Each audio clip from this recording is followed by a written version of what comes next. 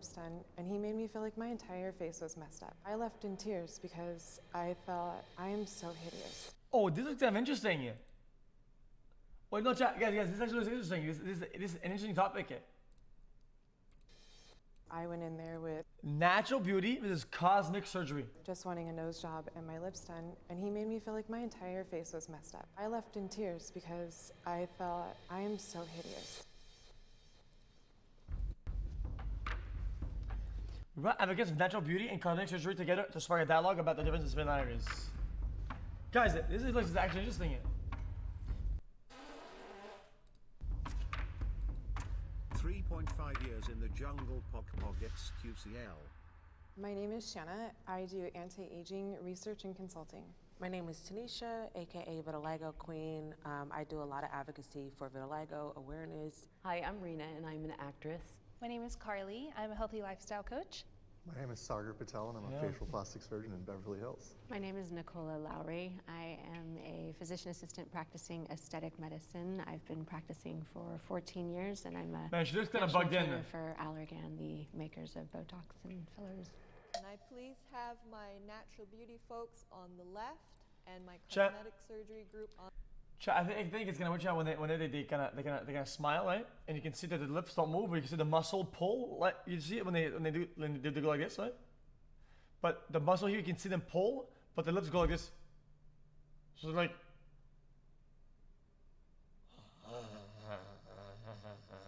You're like, Jesus Christ. On the right.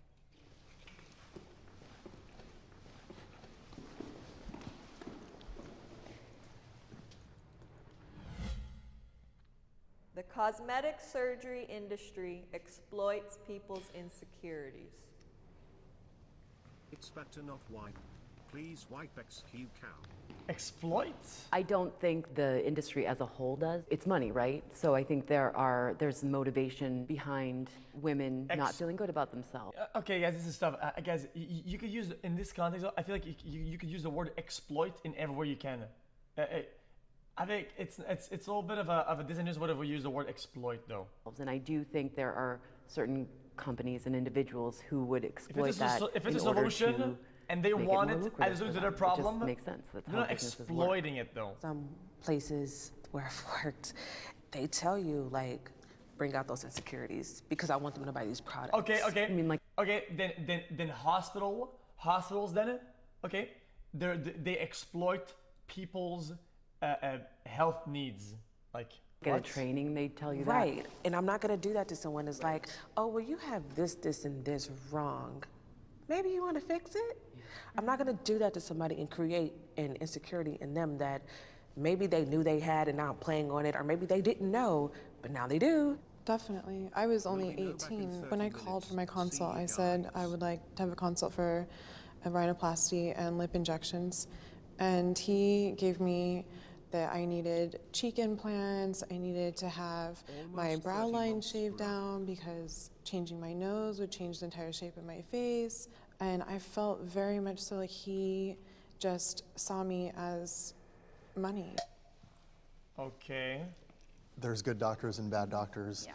And in the end, the important thing to realize is that doctors are trying to do good for other people. There's exceptions, but it's a professional society where our goal is to help other people. And initially going into the cosmetic world especially, it's a multi-billion-dollar industry, and as a doctor, you're always taught a couple of laurels from benevolence to do no harm. The insecurity is inherent in all of us. Some of us have more, some of us have less, but it was already there. And does the cosmetic industry capitalize on our insecurities? Sure, I think that there is a piece of that.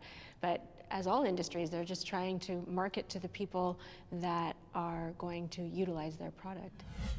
I wish I could change something about my appearance.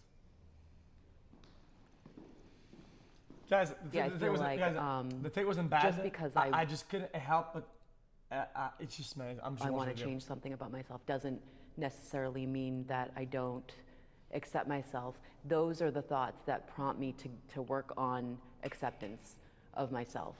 Something that I come across Guys, a lot. It's just a chat that whenever you have a bunch of injections and a bunch of things, right?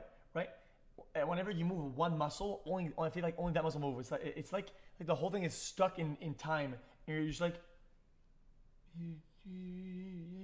I don't know, dude. I don't know. I'm done. Practice is not so much that someone wants to change the way that they look, but they want to preserve it. There's a lot of issues, especially with women, with the aging process. It's not so much that they want to be somebody else or they want to look like somebody else, but they want to stay looking like them. I fully intend to do a facelift when the time is right. And not because I want to look different, but because I want to continue to look as young as I feel. Yeah, I think for me, major decision for me to get cosmetic surgery was that I was in my early 20s and I had a massive weight loss. I naturally lost the weight. I lost 175 pounds and my skin looked like a 90-year-old. So for me, I consider it more like reconstructive and kind of getting back to what I was supposed to be. I feel like that's like a different thing though, guys. Even though it's cosmetic though, it also has a mechanical applications. If your skin is going crazy, you lost a lot of weight. It's different. Before I did by nature some damage to myself. For me, I spent my entire childhood into my early adult life wishing I looked different. I promised myself that I would never ever tell myself, I wish I had this, I wish I looked like this. Because I found that triggered things for me that brought back places that I used to be with my eating disorder. I think that's great, and I hope you don't take offense to this, but you're gorgeous. Thank you. And I feel like if I was naturally that like beautiful, it wouldn't be that hard to like be like, oh my God, my face is gorgeous. You know, I'm gonna accept myself. There are people who have facial deformities and body deformities. Like I think this has been disingenuous to people because people have insecurities about some of the stuff that they have, right? And it's like, oh, you look beautiful, but that person probably feels the same way about other people. It's like a vicious circle. You don't really get there. Kind of what I consider what I went through. It's a little harder. Yeah, oh definitely. They Yes, don't like might their have a pretty ears face, and nose, but whatever. I was always don't give a the shit. largest of all of my friends, the largest of my family. 5 years of my life I spent constantly waking up in the morning and picking apart every single part of my body. I can't continue this constant... Guys, I personally just don't agree, chat, guys, especially when it comes down to shit like nose and ears. It's like, oh, dude, look at it. I have a face that's like kind of similar to other people, whatever, right? And then I'll have like a different. I have my own nose. Why would I want your nose? I don't want your nose. I want my own nose. Who else has my nose? Nobody. So why would I make some guy pay money to make my nose look like somebody else? Bitch ass. What would I pay money for me to look like somebody else? I want to look like myself, bro. I want to look like myself. Terrible habit of bulimia, or I'm going to die. Yeah. So it was just. I was horribly bulimic for a year and a half. Like it was awful. Yeah. So I get it. Yeah. It's not easy. Cosmetic surgery can empower you. Oh yeah, for sure. I mean, everybody's gonna do that. I do wish that every woman could wake up and look in the mirror and be like, I am so beautiful just the way I am. But I also think that if you can do something to give yourself that feeling, then that's really great. Woman, everybody. That is a beautiful thing. So one of the questions we actually asked on our questionnaire is, what are your motivations for surgery? And someone who says, I can't get a boyfriend, I'm getting bad grades because I have this particular look, they're a bad candidate for surgery. And that's part of medical school training, that's part of becoming a surgeon, is understanding what these triggers are. What are the signs that tell you as a surgeon this is not going to be someone who's going to be... It's about how you feel, though, guys. If you only like your wrinkles, whatever, and you're old, okay, it can empower you. Like if you feel younger and more revitalized, if you have less wrinkles on your eyes, it is what it is. You said bad grades, what you say? And that's part of medical school training, that's part of particular look. And someone who says, I can't get a boyfriend, I'm getting bad grades because I have this particular look, they're a bad candidate for surgery. Bad grades because of looks? That's part of medical school training, that's part of becoming a surgeon, is understanding what these triggers are. What are the signs that tell you as a surgeon this is not going to be someone who's going to be happy afterwards? Whether or not you are inherently truly happy or not, I think that's hugely important. But what if you're a happy person, but you hate your nose? Or what if you're a very happy person and you were born with a cleft palate? And you want to be able to project your image to the world that's congruent with how you feel on the inside. And maybe you're experiencing negativity because of Right. the way you were born naturally. Guys, Every day. I can't help but feel that there's so many facets of things. There's so many things to be happy about. I feel like I guys, it's just from my personal. I'm not gonna say that. I think it's gonna be rude. Stories of empowerment I just feel like, but for me, a particular one comes essentially from. guys, well, I'm happy about a billion things. I can't go like, oh my god, no, I'm not happy because I looked at my nose. I don't know. Someone who was so unempowered by her experiences. This girl, she was 23 at the time, was beat by her father when she was younger and sustained significant trauma to her nose. And helping her and fixing her nose and the gratitude she showed and realizing that you didn't help her for that day, you didn't help her for that week, for the rest of her life, she can start moving on. And that empowerment is a perfect example of what cosmetic surgery, and that truly was that. It was just a cosmetic surgery. That was so she could breathe. That was a fucking A1 take. It wasn't so she could move around better. It was to make her look a certain way so she doesn't have to remember that experience. There is too much pressure on women to look a certain way. You said that's reconstructive, but if the damage wasn't that crazy and there's no obstructive breathing or whatever, the government will still classify it as cosmetic. Therefore, you're not gonna get like fucking. You're saying you gotta pay money and go private for it. That's just how it is, though.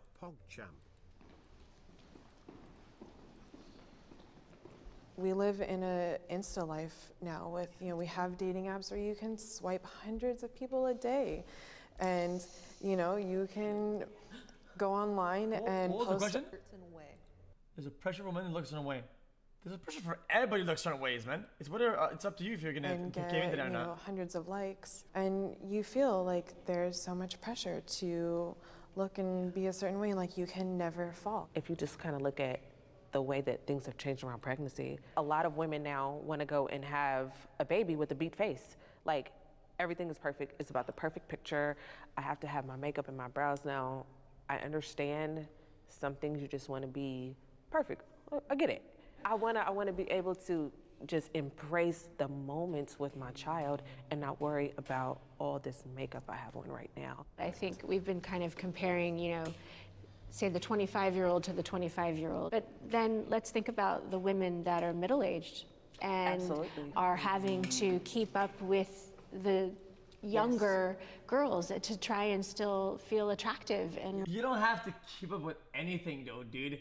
If somebody's young, you can't keep up. It's just imagine if you. Oh man, I gotta keep up with the. That's not how it works, though. Dude. That's just how life is, dude. relevant. And I do see that a lot, even with my clientele. I have women that are married to very wealthy men. Yeah. And that their greatest fear is that they will end up becoming the second wife because the new and improved wife is on her way in and she's on her way out.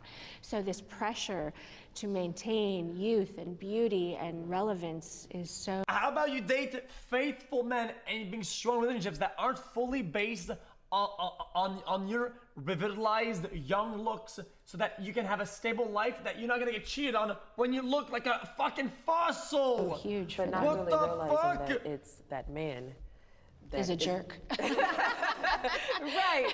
And it's like, it's not. If you think you're gonna get replaced when you get older because you're gonna look ugly, break up now.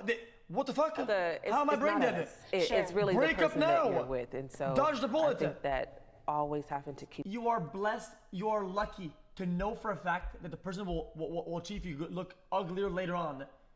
Did you know now? Leave now while you still can.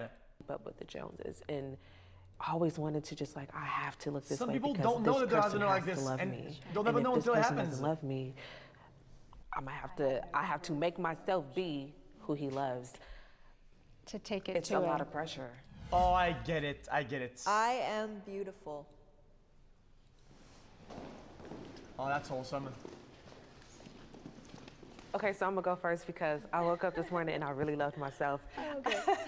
With me having vitiligo, it took a long time. When I first was diagnosed at 5, no one knew what it was. Everyone thought Michael Jackson made it up. Like, it's a real thing. No one knew that it was real. So a lot of people. I don't care about the rest of this. People's first time encountering what it actually looked like in person was me. It took a long time for me to get to this point to where I'm just like, oh, I love who I am. I'm super beautiful for things that I do, not particularly how I look. I mean, I'm cute.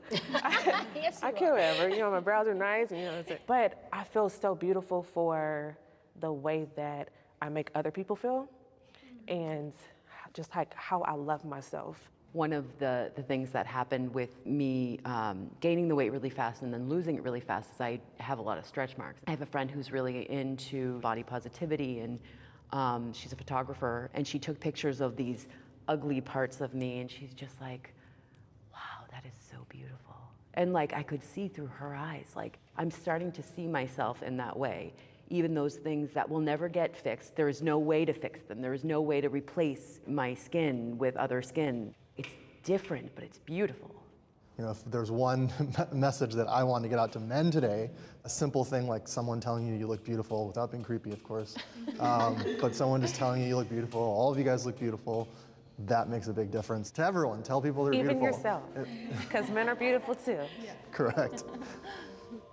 Thank you guys for this experience. You guys were amazing.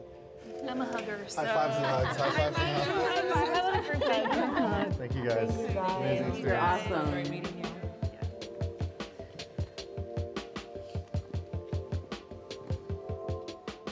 Hi guys, my name is Erin and I'm from Jubilee Media. I really hope you enjoyed this video and took something away from both sides.